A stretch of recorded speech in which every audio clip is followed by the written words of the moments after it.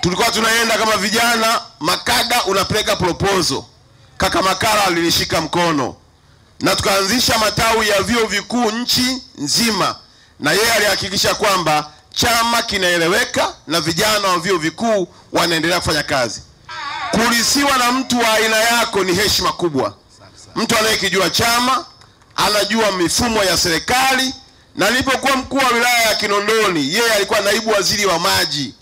Chini yake tulikamata wezi wa maji na mita nyingi sana.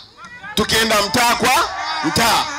Kwa mimi ni furaha tu kumuona kaka anachapa kazi, anakata upepo.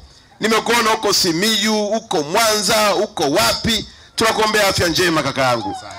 Uendelee kuifanya kazi hii. Na tuliwaona wanamvomero wakikulilia kwamba urudi, lakini kwa mapenzi makubwa ulionayo na heshima kwa Daktari Samia ukawaambia niachieni nimsaidie mama yetu na mwenyekiti wetu wa chama tumalize uchaguzi 2025. Mheshimiwa Mwenezi, la mwisho, tumeandaa maonyesho ya sekta ya utalii. Tuna makampuni zaidi ya 500 na tuna nchi zaidi ya 52 zimekuja hapa Arusha kuona Daktari Samia kafanya nini kwenye sekta ya utalii. Na mgeni rasmi ni naibu waziri mkuu. Kwa hiyo nakuomba mheshimiwa, ukipata ratiba yako, najua ni ngumu, angalau wakati tunatoka huku Karatu upite tu uchungulie pale kwenye viwanja vyetu vya gereza, utaona maajabu ya kazi inayofanywa ya serikali yako ya Chama cha Mapinduzi. Kwa sababu viongozi wenu wamewakwaza, haki ya kupiga kura bado mnayo. Ni waombe ikifika Oktoba kapigeni kura kwa wagombea wa Chama cha Mapinduzi. CCM oye!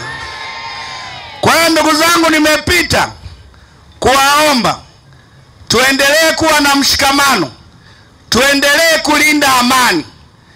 Mafanikio tuliyoyapata siri yake na msingi wake ni amani. Wapo watu wangependa kwa vurugu zao, kwa chuki zao, Tanzania isiwe na amani. Nataka niwahakikishie nchi yetu iko mikono salama baridi chini ya uongozi wa Dr. Samia Suluhu Hassan. Mafanikio haya katika utalii ni matokeo ya amani na usalama wa Tanzania. Tuendelee kulinda mafanikio haya, tuendelee kusimama na Dr. Samia Suluhu Hassan. Tumepata bahati kuona upendo wa Daktari Samia. Tumepata bahati ya kusikia msingi wa utunzaji wa amani. Haya magari yote mnayoona yanapita hapa ya sekta ya utalii, amani ikipotea hayatapita tena. Wateja mnaowapata wananunua juisi, wananunua chipsi, wananunua wali, si nini, mchanga, watu wanajenga, wanauza matofali, hatutayapata. Kwa kuwa amani ikitoweka, hakuna taifa litakuja kwenye mkoa wetu. Hakuna taifa litakuja kwenye nchi yetu.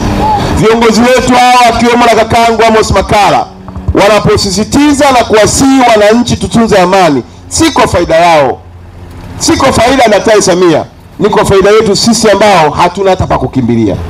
Niwaombe kwa unyenyekevu mkubwa, heshima tuliyoionyesha kulinda na kutunza amani ya mkoa wetu iendelee. Hata wakati wa uchaguzi watakuja watu wengi, lakini Chama cha Mapinduzi ndio baba na mama wa amani ya Tanzania.